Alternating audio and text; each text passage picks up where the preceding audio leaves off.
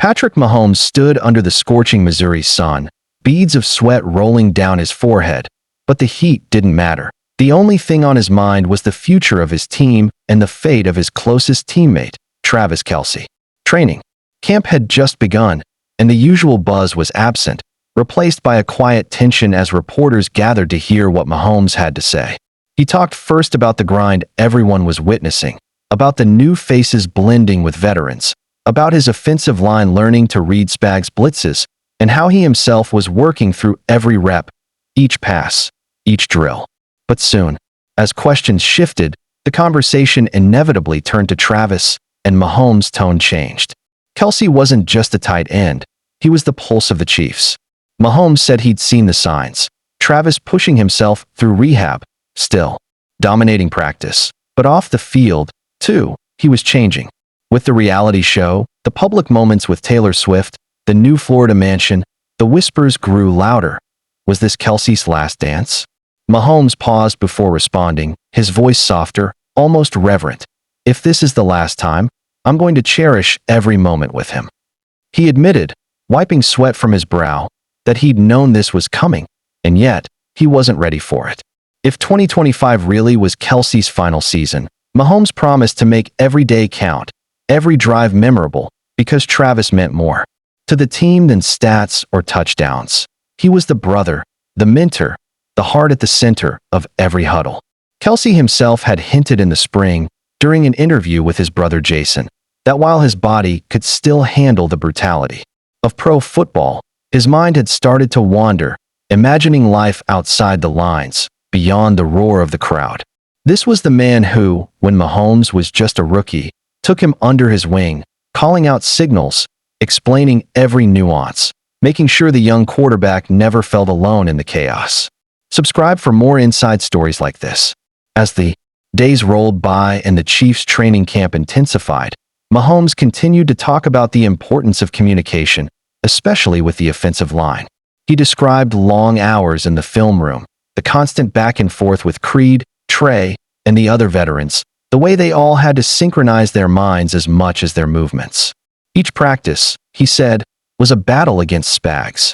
Relentless defensive schemes, a challenge that forced everyone to adapt, to anticipate, to become sharper with every rep. But Mahomes' real excitement came when he talked about the contracts. Trey and George signing long-term deals to stay with the Chiefs. More than their athleticism, it was their attitude that made them invaluable, their relentless work ethic, their presence on and off the field.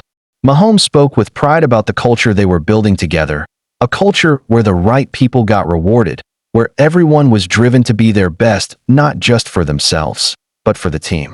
That sense of unity, of shared ambition, was what he believed would push them through even the toughest moments. Then, shifting gears, Mahomes addressed the future of the offense. He acknowledged that throwing deep had become a priority again, that the Chiefs had to stretch defenses and take risks, even if it meant a few incompletions along the way. He described the thrill of launching a bomb to Worthy on the very first play of camp, how even missed connections sparked conversations and adjustments, how every attempt downfield was a step toward unleashing the full potential of their offense. And when asked about his chemistry with receivers like Hollywood Brown, Mahomes remembered the start of last year, how a full training camp together set them up for an electric opening, only for injury and setbacks to disrupt the rhythm. Now, after months of rehab and relentless work, Hollywood was back, and Mahomes believed he would soon be even better than before. The message to everyone, young and old, new and returning, was simple. Every year is a reset. Every day is a chance to build something new, to attack the day and push past yesterday's limits, not just on the field, but in the meeting room, in the weight room, everywhere. There were no shortcuts, he said.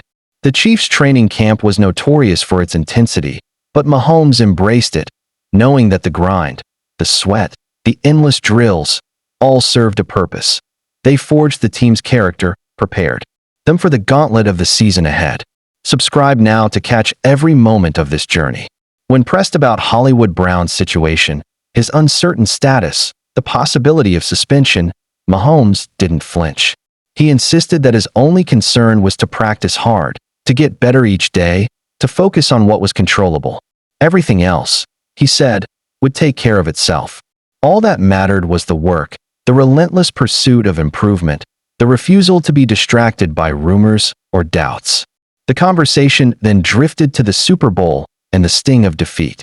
Mahomes admitted that losing on the world's biggest stage didn't fade quickly. Every day in the offseason, every grueling extra workout, he carried the memory with him. It wasn't about punishment, but motivation for himself and for every man in the locker room. He wanted to be better for his teammates, to push himself, so that the next time they reached that final game, they could finish the job. He didn't need to deliver a grand speech. Everyone knew what was at stake. The urgency was palpable. Andy Reid, too, had emphasized it. Keep the urgency up. Don't get complacent.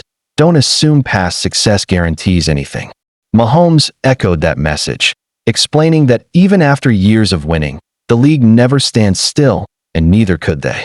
Every team in the AFC, every contender, was improving, and the Chiefs had to meet that challenge head-on by competing in every practice, by pushing each other to new heights. The legacy talk inevitably surfaced, the endless debates from analysts and doubters, the critics who still questioned whether the Chiefs were truly building a dynasty, who harped on every stumble, every loss. Mahomes shrugged it off. None of that mattered, he said, because everything is settled on the field. They hadn't finished the way they wanted last season, but the only way to answer the skeptics was to prepare, to play their best football, one game at a time, until they reached the summit again. As for getting better, Mahomes singled himself out. He needed to improve at throwing deep, to reclaim the explosive passing game that once terrified defenses. The last few years hadn't lived up to his own standards, and he knew that opening. Up the offense required him to trust his arm, to give his receivers chances, to force defenses to respect every inch of the field. If he could do that, if the offense could light up the scoreboard again, the entire team would rise. The press conference wrapped up, but Mahomes lingered, his mind still on Kelce. The thought of stepping onto the field without number 87 by his side was almost too much to bear. For years, Kelce had been more than a playmaker. He'd been the voice in the huddle, the alpha in the locker room, the first to welcome rookies and the last to leave the weight room. He was the one who reached out to Mahomes when he was a rookie, breaking down every route, every signal, making sure the young quarterback never felt lost. The bond they shared was forged in sweat, in countless hours of practice, in the highs of victory and the agony of defeat.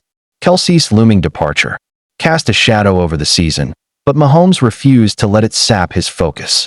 Instead, he treated it as fuel, a reason to push harder, to make every play count, to send Kelce out with the kind of season only legends deserve. Reporters tried to dig for more, but Mahomes wouldn't dwell on the uncertainty. His eyes were on the field, on the next snap, the next opportunity to get better, to build chemistry with new teammates, to lead by example. The Chiefs' culture, he said, was built on accountability, on the idea that every man had to bring his best every day, not just for himself, but for the brother next to him.